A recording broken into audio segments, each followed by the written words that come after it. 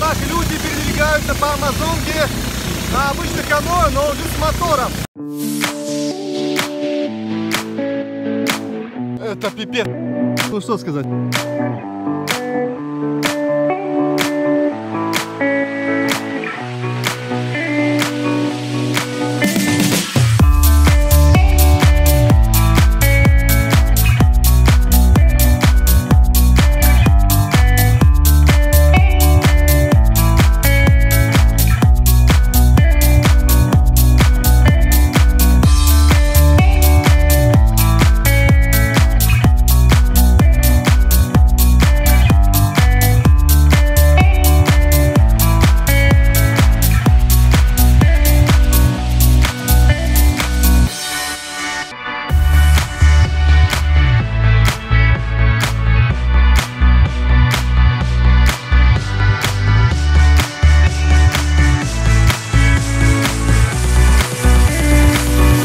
Салам алейкум! Всем еще раз привет! Салам алейкум! Снимаем очередную серию с кругосветки Мы Таджики 5. И, как всегда, у нас в гостях знаменитости. Встречайте, это очаровательная Наргиз Касымова и не менее очаровательная Лола Касымова. Почему две Касымовы? Потому что сегодня у нас будет беседа, скажем так, концепция беседы, взгляд на кругосветку с двух сторон. То есть, скажем так, очень молодой взгляд, где ого, но и все остальное. И взгляд наших ровесников, которые могут тоже сказать ой-ой-ой, где ты там был, зачем ты туда поехал. Привет, Азербайджан. Что можно сказать про Азербайджан? Вот такая страна, нефтяная страна, богатая страна, красивая страна, интересная страна, но заметки путешественника. Имейте в виду, как только вы въезжаете в Азербайджан, у вас два входа или выхода. На таможне вы должны оформляться или транзитный, скажем так, или транзитом проезжать Азербайджан. Это отдельное оформление, вам дается 3 суток, чтобы проехать. Или временный ввоз техники, это вам дают там, покататься неделю или месяц, но за это нужно платить немалые деньги, оформляться очень долго и т.д. т.п. Я там был 2-й раз, и я выбрал, естественно, путь транзитного пути, и нам дали 3 суток. И вот у меня теперь такая перипетия пути. Что показать детям за 3 дня в Азербайджане? Ну что показать? Баку!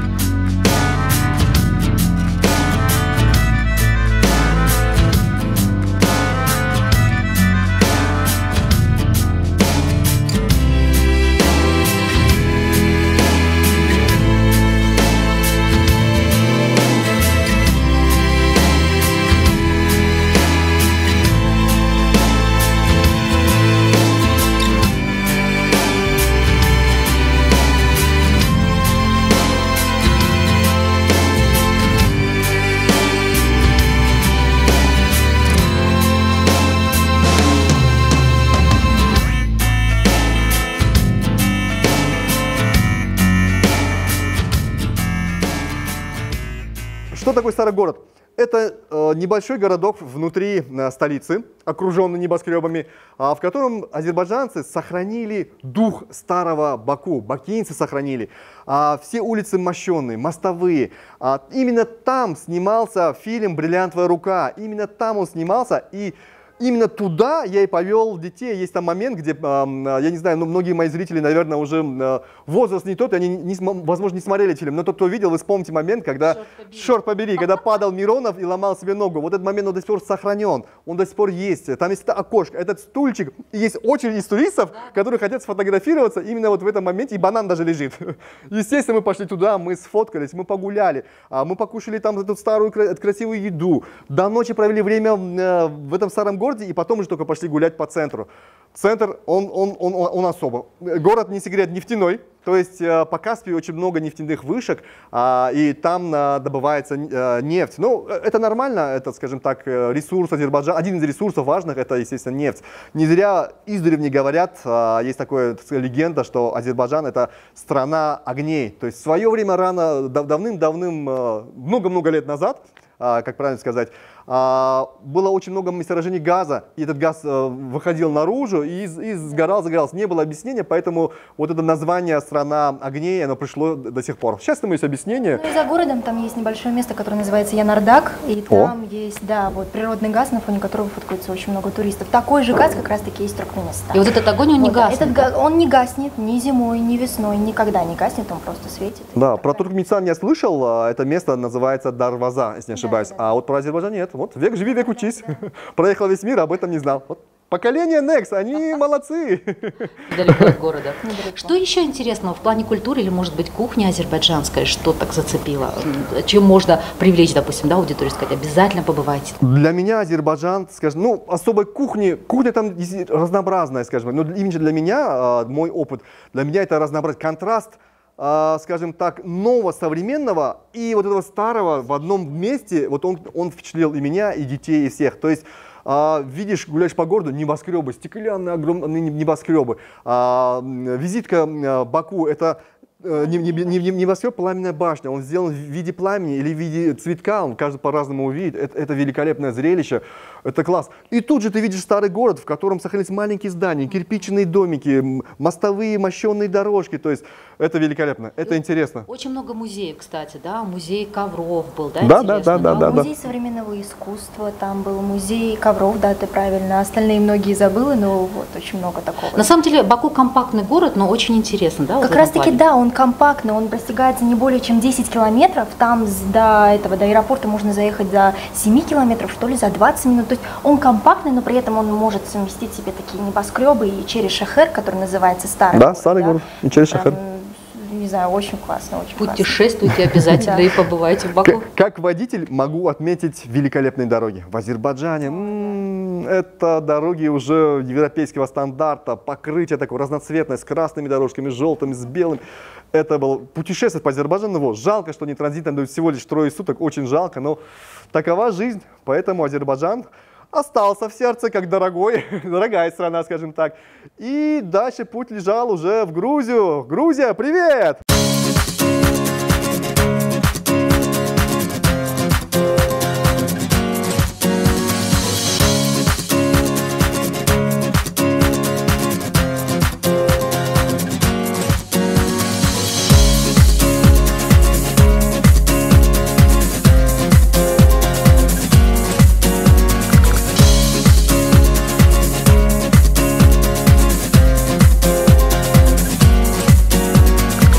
Касается культуры, традиций, то к чему стоит быть готовыми, да? Или что можно сказать о грузинской кухне, о грузинских традициях, культуре? Ой, Грузия, ты осталась в моем сердце. И не только у меня. Я думаю, кто побывал в Грузии, он там кусочек души и сердца оставил. Это великолепная страна.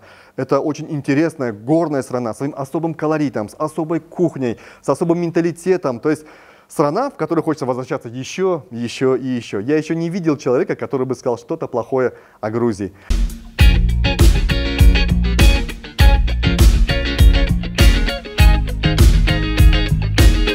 Таджики, салам алейкум. Ребята, огромное спасибо за советы. По вашим советам еду и гид не нужен. Попросили вот капитана нашего Браво, он нам показывает Тбилиси, скажем, вещи. Очень интересно посмотреть на старый Новый город. Кстати, проплываем мимо моста, называется «Мир две дружбы». Да, очень интересный. Мост мира даже, да. Он интересный, весь стекла, вот, такая интересная, достопримечательность. Дальше будет все интереснее, все за покажу. Так что день, по-моему, 13-й, Грузия, Тбилиси. Всем салют!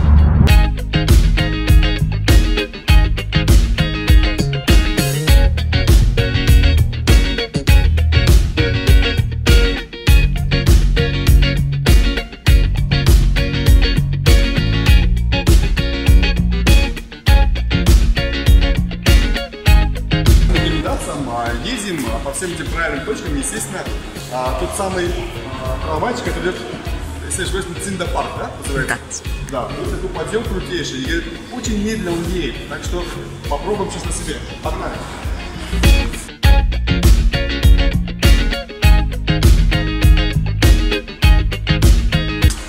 Говорят, он едет настолько медленно, что можно выйти, пройтись пешком и снова в него зайти и сесть.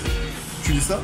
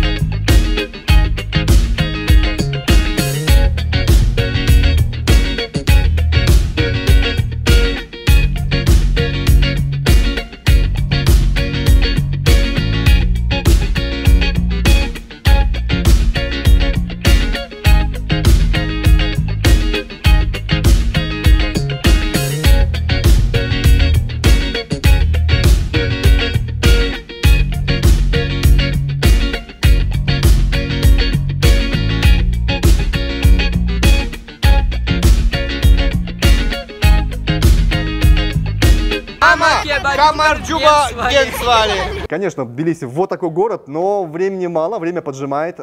Детям нужно возвращаться с Турции к школе, поэтому покидаем этот великолепный город, вот такой красивый, интересный город и направляемся дальше. В Грузии очень много чего посмотреть, очень много интересных городов.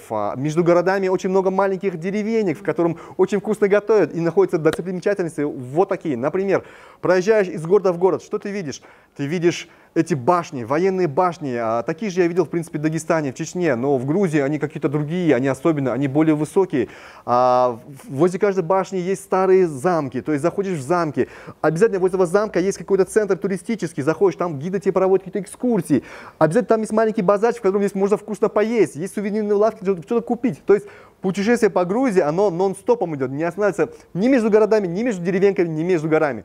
Вот так. Очень советую вам попасть в Грузию, покататься там, нанять машину или мотоцикл, или проехаться, я не знаю, туристическим автобусом. Не пожалеете. А на нашем пути, если не ошибаюсь, Боржоми. Вот в Боржоми я не был никогда. Все мы знаем, что такое Боржоми. Это минеральная вода, и мне очень хотелось попробовать ее на вкус. Я нашел в интернете, где она находится, и мы направились в Боржоми. Итак, Боржоми. Маленький городок, очень интересный. Очень старый, скажем так. Есть моменты, где ты не можешь передвигаться на машине. Ты должен оставить машину и ходить пешком. Это радует, это здорово для туристов, это вот. Очень много старых построек, очень много новых построек, застилированных под старый. То есть, если есть отель, то он сделан под старину. Это приятно. Очень зеленый городок. Но все дороги ведут к источнику. Куда бы ты ни шел, все идут к центру города, к источнику. Боржоми. И вот мы идем, смотрим, наблюдаем. Вон издалека видим люди уже. Там источник. Все приходим туда. И я думаю, вот сейчас я попробую эту воду. На вкус вот та самая, которая у нас продается в бутылочках, холодных, вкусных. Наливает мне что-то. Там нельзя самому налить. Там девушка наливает. Что это? И у меня шок. На самом деле вода целебная Боржоми, она совершенно другая. Вообще близко не похожа к тому, что мы привыкли видеть у нас на полках. Похоже, какой вкус? Очень серный, очень теплый, пузыристый напиток, такой горьковато-непонятный. Противоположность тому, что мы пьем в магазинах. Очень полезный. Наши съедим вкусный. Возможно, то, что у нас продается в магазинах, он отфильтрованный много-много раз, он охлажденный и т.д. и т.п. и т.п. Но вот там вот он из недра земли прям он выходит, вот тебе дают, он другой. К нему нужно привыкнуть. То же самое я чувствовал в Пятигорске. Вот там тоже вот нарзан, думаешь, вот он нарзан, а бутылочка тебе дают, а ты пьешь что-то хлорное, думаешь, что это? Вот, но вот такие вот перипетии истории. То есть ожидание и реальность — это совершенно разная вещь. Но это не мешает городу Боржоми быть одним из центров туристического, скажем так, массового посещения. Он очень красивый, интересный. Будете проезжать, заедьте и попробуйте Боржоми. Вот так.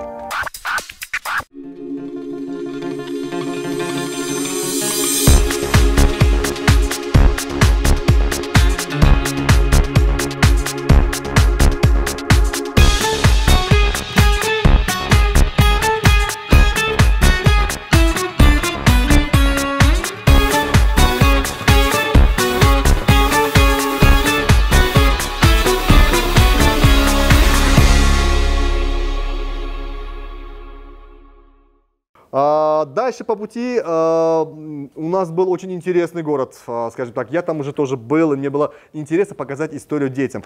Это городок Гори, тот самый знаменитый на весь мир. А чем он знаменит? Там родился товарищ Сталин. Да-да-да. О!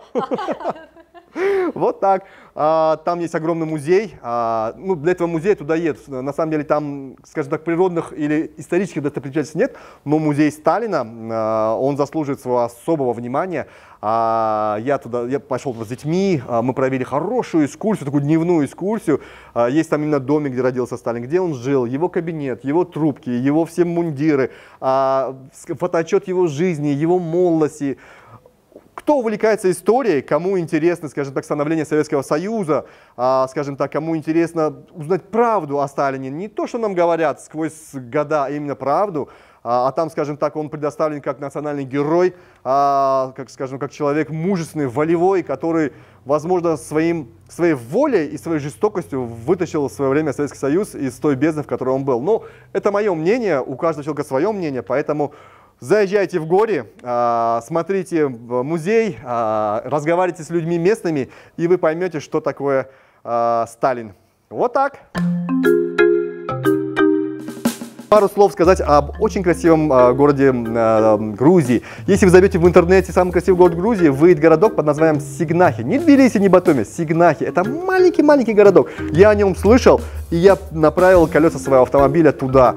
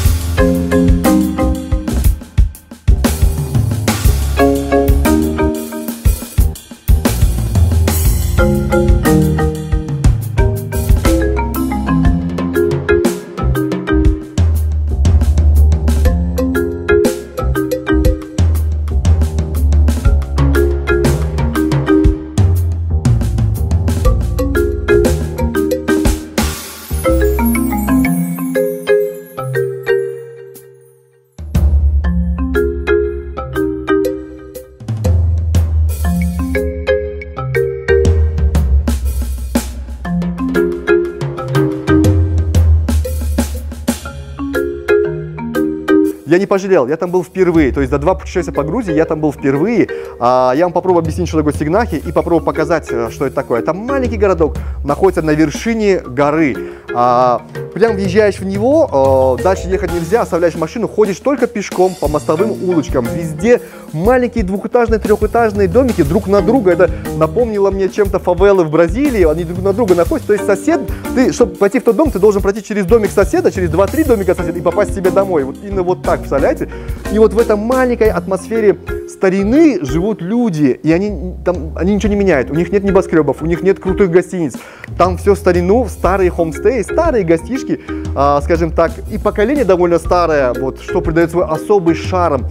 Вот такой городок, будьте там, заезжайте, погостите, попейте там вкуснейшего домашнего вина, и Грузия вам покажется совершенно с другой стороны. Грузия, ты оставила в моем сердце вот такой знак.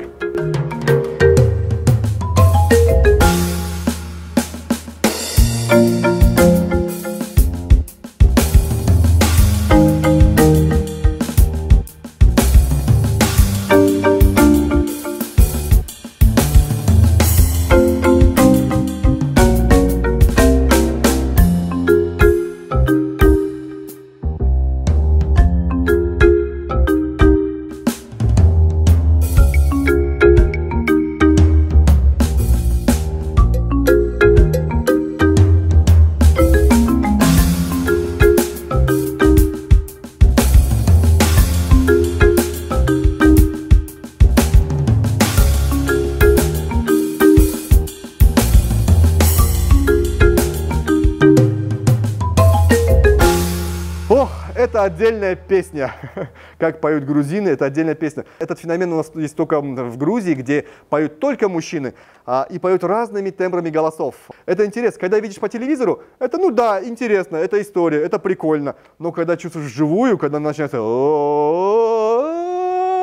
Вот мурашки по коже идут, потому что это вибрации те, да, которые вас пронизывают насквозь.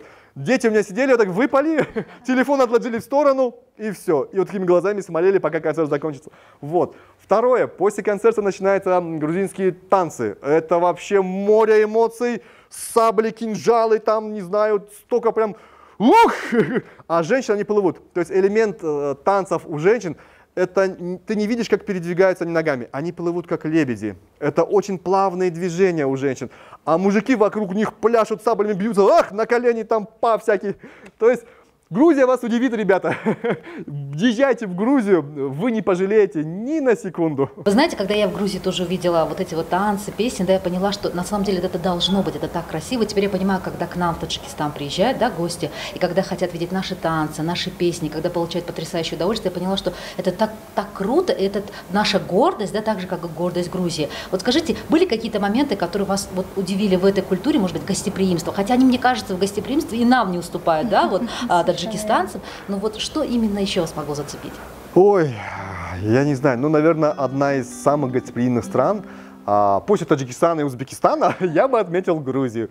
Гостеприимство в Грузии зашкаливает. На самом деле интересно. Мое первое впечатление от Грузии, когда я ездил на мотоцикле, это вот я вот только въехал в Грузию, через 5 километров я остановился на мотике и ждал, пока местные байкеры нас встретят. И вот мы стоим, я, Фуриска, Джамшед, мой друг, на 3 мотоциклах с флагами Таджикистана, и выходит местный житель из дома, говорит: ребят, вы что стоите? Мы говорим: ну мы ждем, нас встретят. Он говорит: ну хорошо. И мы стоим, он заходит внутрь, он в преклонном возрасте, такой старец, и через 5 минут выходит, у него на подносе арбуз, холодный, порезанный. Ребята, вам же стоять, покушайте, угощайтесь. У нас шары, мы говорим: опа, вот тебе на, первый момент гостеприимства.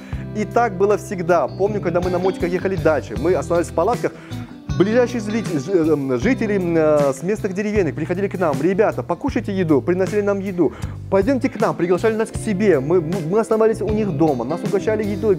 Это было интересно, здорово. А в этом пути я ехал на машине с детьми, я уже, в принципе, у меня все было в машине, то есть я сам себе готовил, или мы оставались в хостелах, это было чуть по-другому.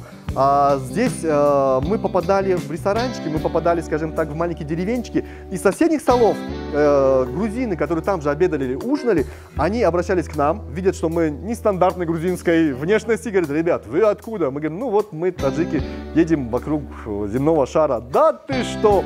Что-то там, пам-пам, на грузинском наш стол заполнялся трехэтажными тарелками. Мы говорим: не надо, мы столько не сидим. Кушайте, ребята. И все это сопровождалось тостами. Про грузинские тосты можно вообще сказать совершенно отдельно. Вы все видели, как грузины едят, как грузины выпивают, то есть момент вина — это обязательная тема на грузинском столе. Ну, не рок, конечно, рок — это больше, скажем, туристическая тема, телевизионная, а именно кувшин вина, он должен быть всегда. И всегда вот за столом присутствует кувшин вина, и всегда тебе нальют как гостю, и всегда скажут красивый тост, очень длинный, очень такой, скажем, звучит примерно так: давным-давно или далеко-далеко в горах, и на полчаса. Ну, это завораживающе звучит, когда стоит старец, у них во главе стола всегда сидит старец, и ему дают первое слово, и он говорит, все встают, все молча слушают, то есть момент уважения, он похож на восточный, на нас момент, то есть у нас есть моменты схожести, где впереди стола, во главе стола обязательно сидит самый почтенный, скажем так, или хозяин, или гость. Есть моменты соприкосновения. Я думаю, все это из-за гор. То есть мы тоже горная страна. У нас много чего с гор тоже пришло. Вот что-то общее у нас есть. Еще Грузия небольшая страна, наверное. Если продолжить вот тему переплетения наших культур, наших привычек, и вернемся к Тбилиси, вы почувствовали какую-то особую атмосферу, которая у нас есть в Душанбе тоже? Это маленькие дворики, это маленькие домики. То есть там не так много небоскребов, как, например, в том же Баку, если сравнивать две плюс-минус похожие или страны. Или в Батуми. Да, или Батуми в Батуми, все-таки курортный город, это но там курортный есть город, вот да, он, конечно, больше для туристов. туристов, а Тбилиси, он же такой вкусный. Им удалось сохранить эту теплоту, я не знаю, насколько советскую, я там не родилась в советского времени или нет, но теплоту вот этих маленьких двориков, маленьких лестниц, узеньких переулочков. И вот это вот отношение, да, общение. Отношения. И потом там потрясающее отношение к домашним животным, Совершенно кошкам, собакам. верно. Они все чипированы, Они и они все спокойно чипированы, подходят они к тебе, да? Да, это удивительно. На самом деле у нас есть много чему поучиться. Грузия, она показательная страна, туристическая всего СНГ. Поэтому туда толпы туристов туда едут и оставляют частичку душ, сердец и денег, естественно, что приносит в бюджет немалые средства. Плюс знаете, что к чему это дает? Когда ты ездишь вот таких путешествий, ты хочешь вернуться в родной город и вот создавать и встречать вот так туристов и гостей, да, создавать максимум комфорта, сказать, как им пройти, чем помочь. Например, всегда у меня теперь привычка, а чем им помочь, если в магазинах, да, я вижу там людей, которые, может быть, как-то не ориентируются. И вот это должно быть, знаете, когда твои дети знают, что можно подойти и спросить, помочь, показать, да, подвести кого-то куда-то. Вот даже в Баку, когда мне Лола рассказала, она была одна, и совершенно незнакомый мужчина подвез ее на машине, угостил кофе, там, они искали обменник, да. То есть это так важно и так это ценится, ты понимаешь, что помогать сегодня кому-то, завтра это добро вернется к твоим детям в другом Совершенно городе, верно. совершенно в другом конце света. Совершенно верно.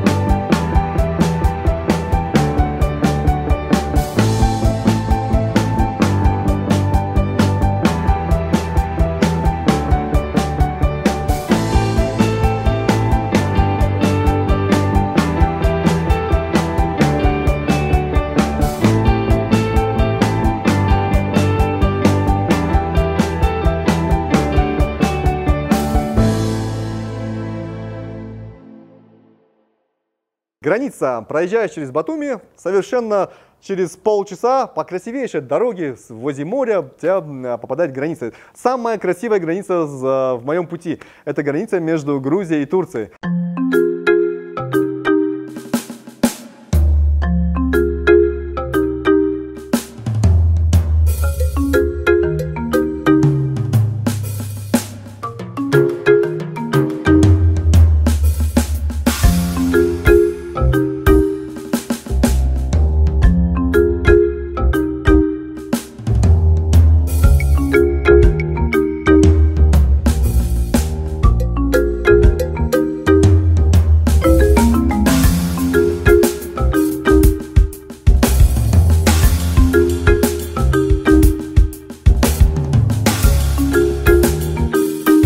Представьте картинку. Гора, красивейшая гора. Вот такая дорога вдоль моря, Черное море и граница. То есть ты проходишь границу и любуешься морем.